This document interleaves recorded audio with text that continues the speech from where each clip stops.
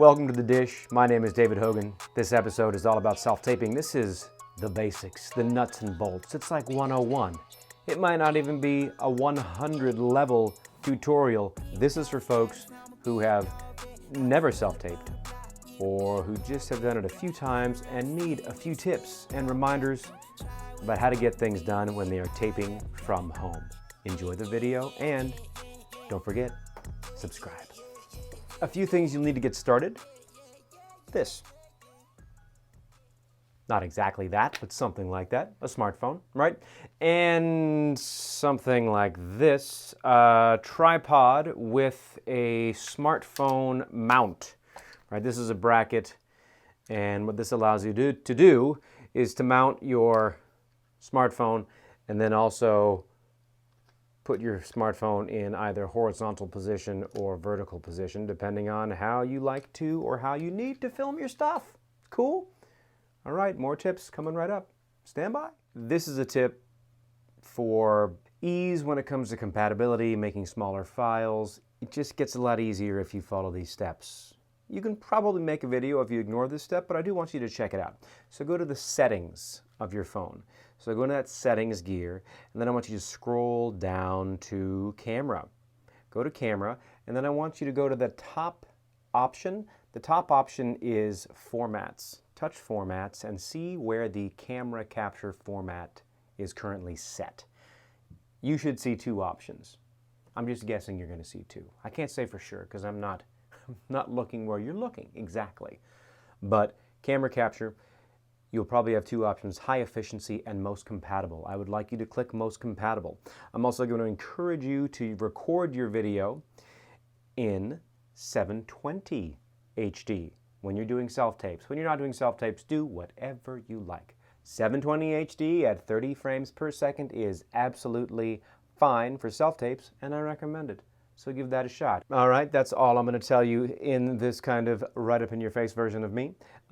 Angela's going to come in and join me while I give you a few more tips about putting together possibly your first ever self-tape from home. Have fun with it, of course, and break a leg every time you act. Do your best and forget the rest. Cliche day, aren't you lucky? All right, see you in a second. Boop. If you want to learn more about self-taping, you should sign up for Mighty Tripod Acting Studio's Self-Tape Academy. This is an amazing 5-week course where all we do is talk to you about self-taping. We have been running this course online, virtually, safely since the beginning of the pandemic, and things have gone so well. Actors are booking jobs, actors are feeling confident. We absolutely love connecting with our community and beyond. We're able to teach actors from the Northwest and from pretty much all over the United States. And we love, love, love the work. We'll teach you how to set up your space. We'll teach you how to do some script analysis. We'll teach you how to work with different kinds of material. And every week you get a 15 to 30-minute session with myself or Angela to talk to you about your setup. It's amazing. You should check our website, mightytripod.com, and see if we have an academy on the calendar. All right, end of commercial. Hey y'all, I'm back. How's it going? I'm rolling on two cameras. I have my tripod smartphone right there. It's mounted vertically, and I'm going to explain that in a minute. And I will say this, oh boy, vertical filming with a phone for self-taping is often discouraged, but it is kind of catching on because it's a lot easier to get a head-to-toe video when your smartphone is mounted vertically. First things first, your scene has to be lit. If you can get some lighting units, that's great. There are plenty of options, softboxes, ring lights, what's the other one? LED panels. Those are the three popular choices. I tend to like softboxes. These are compact fluorescent bulbs, which, they're affordable. They're not the best of the best, but they're affordable. I like because softbox kits, you often get two, which gives you more flexibility when you're taping. If you don't have lighting units, just make it work. Use natural light coming through windows. Open the windows. Get lots of that beautiful natural daylight shining in. Use room lights. Drag in lamps. Do whatever you can to make sure there are no shadows on your face when you're performing. If there's a shadow on the backdrop, it's not a huge deal, but we don't want shadows on the actor's face. We want to see you clearly. We also want to hear you clearly.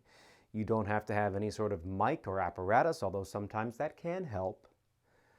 But usually just get yourself in a nice quiet room. If it's a room with carpets, that's great, because a lot of times if you're using a large voice, which I don't recommend, unless you're maybe slating and you need to send that voice all the way to the camera, most of the time when you're doing your magical acting show, you're speaking at a conversational volume, which actually might feel more like this, because most scenes are set in a way that characters are usually standing or sitting kind of close to each other, and we want conversational, natural dialogue, not projecting the voice like we do in the theater. That's not about self-taping. If you want to learn more about acting, of course, you have to connect with me. I'm an acting coach in Seattle, Washington. My business is called Mighty Tripod Acting Studio, where I happily run the show with my better half, Angela DeMarco, who's an amazing coach, actor, producer, etc., etc. So, lights, backdrop, audio, those are the big three things for you to contend with, to upgrade, and to constantly improve. Let's talk about the slate.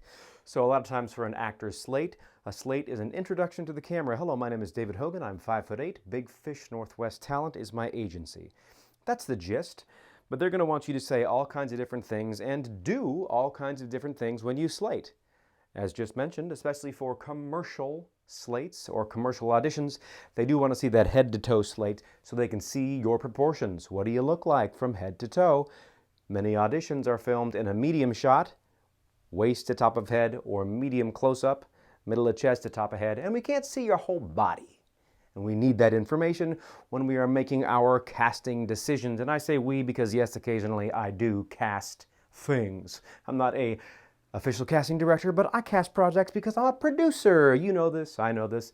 Let's get back on track. So, slating could mean all sorts of different things, so please, please, please just follow the instructions provided, read them, reread them, double check, and find out exactly what they want you to do and how they want you to label that video file when you send it to them. Here's an example of a slate.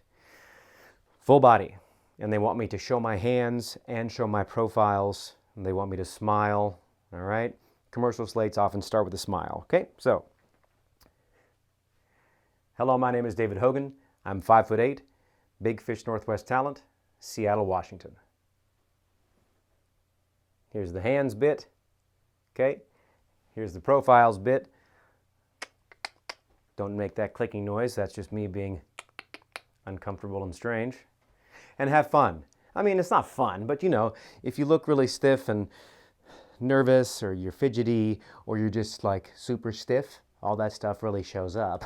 So practice, practice, practice, practice your slates until they're fun and natural and easy. And remember, the subtext of your slate is, thank you so much for calling me in. It is good to be here.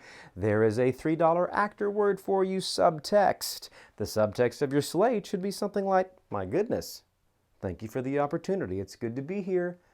I can't wait to kill it. Whatever. Again, the two lights I'm using are softboxes. And as you can probably tell by looking at this camera, this is a wide shot. Those, let me see here. I'm going to show you how far away I am from my smartphone. So, I don't know, 6 feet, 6.5 feet. Distance is not my best friend, but let's say it's 6 or 6.5 feet. It's far enough away to get me in a full body shot. And that is also where the lights are. Cool? The lights are also pretty close to the camera, pretty evenly distributed. They're just hanging out right there, and they're a little bit higher than eye line, my eye line. So they're not low, they're a little bit higher than my eye line, pointing down just a touch.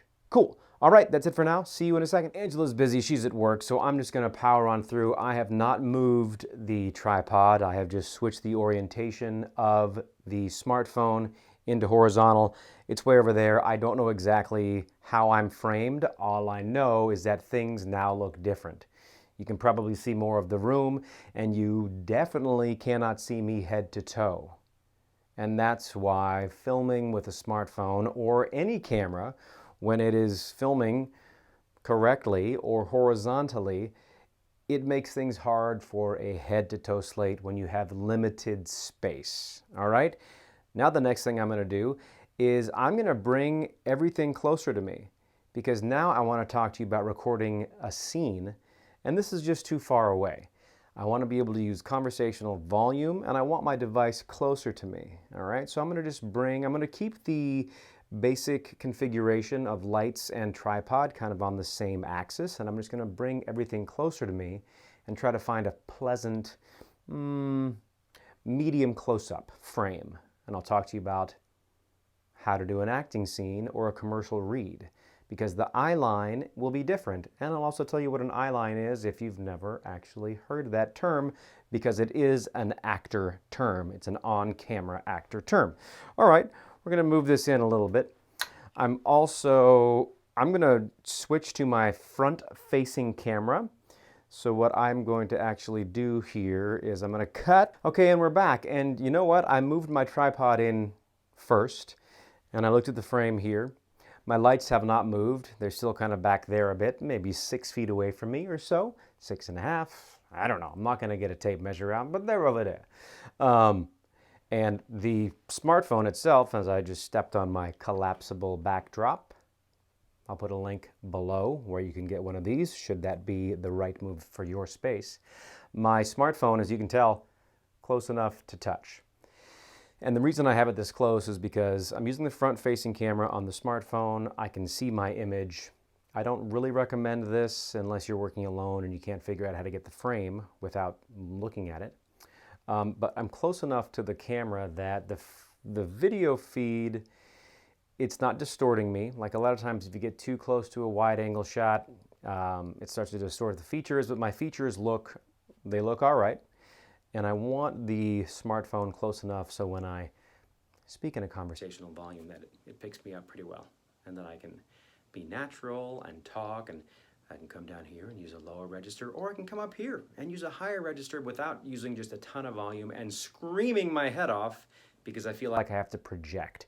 If you've done any work on stage, you may have a very trained voice. And you may be used to talking kind of loud to reach not only your scene partner, but through your scene partner and to the audience, because the audience needs to understand the story. Cool. But for on-camera work, you just need to reach your scene partner. Now, sometimes you will have an emotional scene where it's going to be kind of loud and proud and shouty, but, you know, try to limit those outbursts in a scene. Usually a scene is not full of yelling and, oh my God, I'm giving out actor tips, and that's not what this video is for. Okay, back to this framing. This is about a medium close-up. It may be a little bit loose, so I might come in a little bit tighter. I could do that when I'm editing. I could change my frame size a bit. Let's talk very quickly about headroom. Headroom is the space above your head to the top of that frame. So this is too much headroom. It looks funny. I look very short. This is too little headroom, right? You just want like a little slice of the backdrop above your head or your hat or whatever. Cool. Also, look, ooh, the problem with glasses, right? Look at all that. Look at all those glares, yeah? So either duck your head just a little bit, make sure they can still see your eyes, or take your glasses off. Maybe you can slate with your glasses on. Hey, I'm Joe Schmo, ABC talent. And then when you're doing your scene, you take off your glass. But when you slated, they saw your glasses in case they really think you're cool in those glasses and they want you to wear them in the job or whatever. Okay, blah, blah, blah. The last 2 tips I'm going to provide for you today about self-taping. And remember, this is just an introduction. This is just an intro. This is my quick commercial break. Boop. If you want to learn more about self-taping, you should check our website, mightytripod.com. End of commercial. Eye line. I know where my lens is because my camera is kind of telling me. There's a little green dot tells me where the lens is. Okay, my face is actually looking a little bit shiny here. I need a little powder, and I just made another video about using makeup in self-tapes, and right now, I don't know, I might need a little powder or just get some paper towels, dab off that sweat and that oil. It's been a long day. I just look kind of shiny, and I want to look better than shiny. Eye line means where am I pointing my eyes? When I'm slating, you know this, I know this, you know this, maybe you don't know this. When you slate, you want your eye line right into the lens. Just right at the lens. You're connecting with whoever is watching. Remember that subtext? It's great to be here, especially for commercial slates. Hi, my name is David Hogan. I'm 5'8", and I'm from Seattle. Right into the lens. right? A lot of times for commercials, as I mentioned, they want you to smile. So starting with a smile is often smart. Hello, my name is David Hogan. I'm 5'8". Cool. So eye line for slating right into the camera's lens. Eye line for commercial copy. When I got my Ford F-150, I never knew it was going to be this good. You're welcome, Ford. I don't have a Ford F-150, but yeah, I hear they're pretty good. When you're reading commercial copy, right into the lens with your eye line, looking right into that lens. Cool? When you're doing a scene and your off-camera reader, oh my God, that's new. When your off-camera reader is reading all the other lines of other characters that are in the scene with you that you're auditioning for, your eye line, meaning where you're pointing your eyes, will not be in the lens. It'll be right next to the lens. And your reader can be right there, so you can look right at your reader. And your reader is going to read all the other parts. They're not going to read anything else except the dialogue of the other characters. Off-camera readers only read the dialogue of the other characters. Cool? The other thing about the off-camera reader. The off-camera reader should not be giving a magnificent performance with exceptional volume. We want to hear them, but they should not be more impressive or more interesting than you, the person auditioning. So if they're a rather loud person, naturally, have them step back from the smartphone if they can. Cool? So maybe your reader is standing here, or your reader might be standing here. Either way, you, the actor, will be looking at the reader, and your reader will be reading the other lines. Cool? What else? That's eye lines, slating, framing, reading. Oh my God, I think that's it. Thank you so much for hanging out with me. If you liked this video, please subscribe. If you loved it, why don't you tell your friends? And if you want to learn more about acting, self-taping, all of that jazz, give me a call. Send me an email. Connect with me on social media because I love, love, love helping actors and their parents figure out how to navigate through this amazing and complicated and competitive and frustrating and absolutely amazing entertainment industry. I love being a coach. I love working at Mighty Tripod. I love working with my wife, and I cannot wait to see you in the studio or online. Let's talk about acting. I'll see you soon. And hey, be mighty. Hey everybody, I am back. This is the bonus round. I was looking back at the iPhone footage that is included in this video, and I didn't love it. So I wanted to show you another lighting setup to get a look that I think looks better. And one thing I do want to reinforce is the idea that when it comes to lighting, it is important. And a lot of times you're going to need to experiment. And unless you have tape marks on your floor for your lights and know exactly how far away your camera is, every time you tape, it's going to look a little bit different. And that's okay. As long as it looks pretty darn good and we can see you, hear you, and your acting choices are amazing, that is what is the most important thing to consider. As you can see from the wide shot here, lights are right next to the camera. So you can see in the iPhone feed here, I am pretty close to the iPhone and I'm pretty much backed up against the wall here. In this frame, you know, it's close enough. The iPhone is fairly close because again, as I mentioned already, we want to be able to hear your voice without a lot of projecting so you can have conversational volume. And since the microphone is on the iPhone, if it's really far away from you, it's not going to sound as good. So having it kind of close is a great idea. So I can almost touch it. I can also I can touch the lighting units too. Cool. So I'm also going to remind you, this is a medium shot, waist to top of head.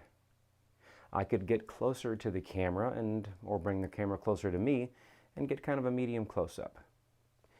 Smartphones also have a zoom function, so you could also use the zoom function, I suppose, to get the framing a little bit tighter if you need a medium close-up or a close-up shot.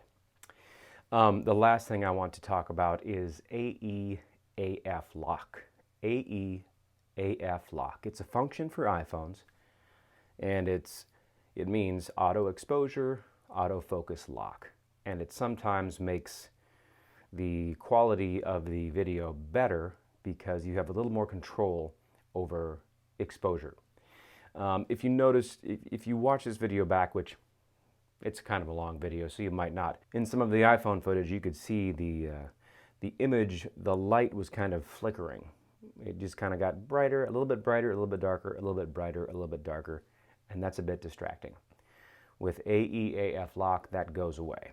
So all you have to do to initiate this function is all I'm doing, and you can't really tell, but this is not the best angle, but I am just putting my finger right on where my face is inside the frame there, and then it locks the exposure. So no more flickering will happen because the camera is no longer trying to automatically adjust for lighting changes. Also, with this function set, AEAF lock, you can manually make things brighter or darker by simply touching the screen of the device and lifting your finger or thumb up or down. So looking at this right now, let me show you this. So because everything is locked, if I get closer, my face should be getting brighter because I'm closer to the lights. Hey, here I am, a little bit closer to the lights. Now, let me show you this trick. And this is, the only way I can do this right now is by using the front-facing camera. To really do this efficiently, it's good to have a buddy system. So if Angela was working with me, she'd be on the other side of the camera there, other side of the iPhone, and she'd be using AEAF lock and doing this for me, but I'm working solo. So now just touching the screen, I can just drag my finger up a little bit, and things are a bit brighter. I can drag my finger down. Whoa, things suddenly got very dark. So that is the tip I have for you. That's your bonus tip. It is learning about AEAF lock and also reinforcing that just play.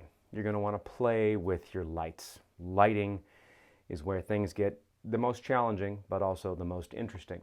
And you can set up a really nice scene if you light it correctly. Experiment, have fun, check in if you have any questions, if you need help. I am here, and I hope you have an amazing day. Cheers.